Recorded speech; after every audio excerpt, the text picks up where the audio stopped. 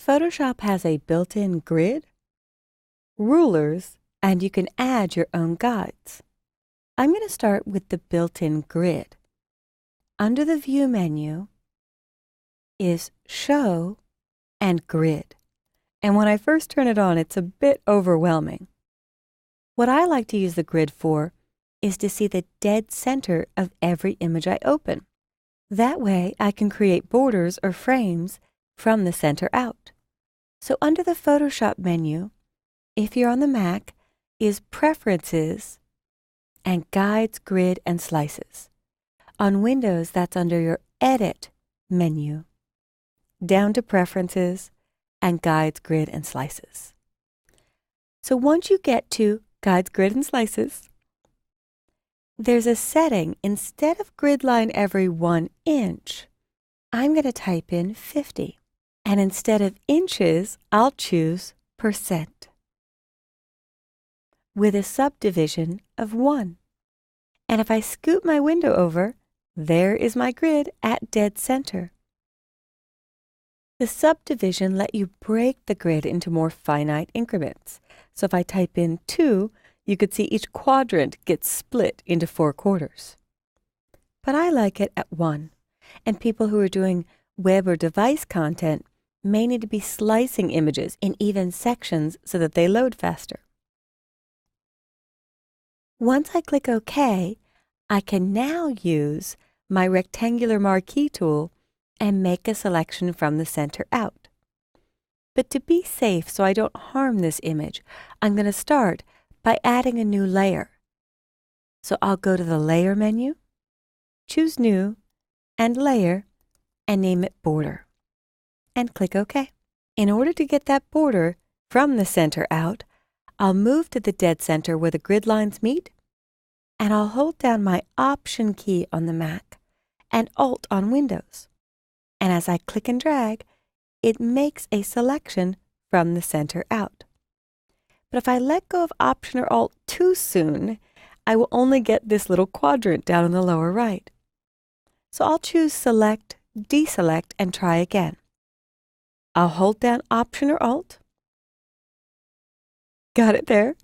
Click and drag, and let go of my mouse first. Now, although I said this was going to be a border, I really want to do what's called burning the edges to draw focus in to this glass of brandy and the very warm fire. So to do that, I'll choose Select, Modify, and Feather. I always prefer to feather after selecting. I almost never put feather in the tool itself because I don't know that I want my selection tool to add feather automatically every time. And when I come back tomorrow or next week, if I forget that feather's in the tool, I may have to make new selections that have taken me some time. So bottom line, it's safer to feather after you've made your selection. Now, feathering is dependent on the resolution of your image, but I'm just going to guess at 100 pixels based on my file size. When I click OK, I get a nice rounded corner, but that's not really what's going to create my border. If I choose Select Inverse, now I see marching ants along the outside, and I can fill with black, which will burn or darken the edges. So I will choose Edit, Fill, with black, and make sure that Preserve Transparency is not on. The whole layer is transparent, so it needs to fill some of the transparent area. So Preserve Transparency off makes this work. If Preserve Transparency was accidentally on, you wouldn't get anything once you hit OK. But I'm hitting OK, and I'll choose Select, Deselect, and now I've got a nice dark feel to this image. In fact, I could lighten the opacity a bit to make it not so severe. But I'm very happy with it. If I wanted to align other elements in this image, I could hide the grid under View, Show, Grid, and turn on my rulers. And this would let me do my own custom guides wherever I'd like them. So under View is Rulers. And let's imagine I just want rulers around the brandy glass because maybe I'm doing a mock-up for a client that they want to put their logo on this glass. So I need to position my rulers to frame the glass to choose how to fit my text. So once the rulers are on, you can move up into the hash marks where the numbers are in the ruler. And I like to be on the Move tool, although you don't need to be. I just find it safer. So I've clicked the Move tool.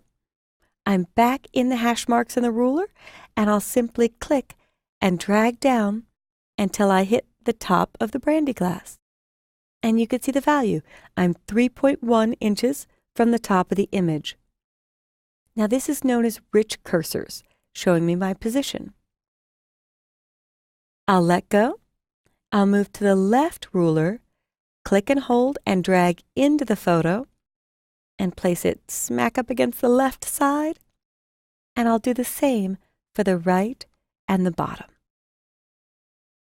And if you do something like this, now if I need to make a selection, my rectangular selection tool will snap to the custom guides that I've built. So that's also handy if I want to just copy and this glass out of this photo into something else. So we'll finish off by showing that. Before I choose Edit Copy, I need to make sure I'm on my background layer so it knows to copy the pixels where the glass is. And now we're ready to choose Edit Copy. When I choose File New, Photoshop knows what size image I copied. So when I type glass for the file name and click OK and choose Edit Paste, I've now got the glass pulled out of the image based on my guides, and I used a rectangular selection to do my copy. So you've seen how to use View, Show, Grid to see the center of images, and View Rulers to be able to turn them on and drag down your own guides for alignment in the photo or to aid you in copying and pasting. And when I'm all finished, I'll choose Select, Deselect. I'll turn off my grid, View Show Grid, because if you leave it on, the grid will appear in every document you open. So I turn it on and off as needed. And I can turn off my rulers if I'm mostly doing photo correction and not web or mobile or device mockup. So I hope you're successful in adding grids and guides to this image. Give it a shot on some of your own photos.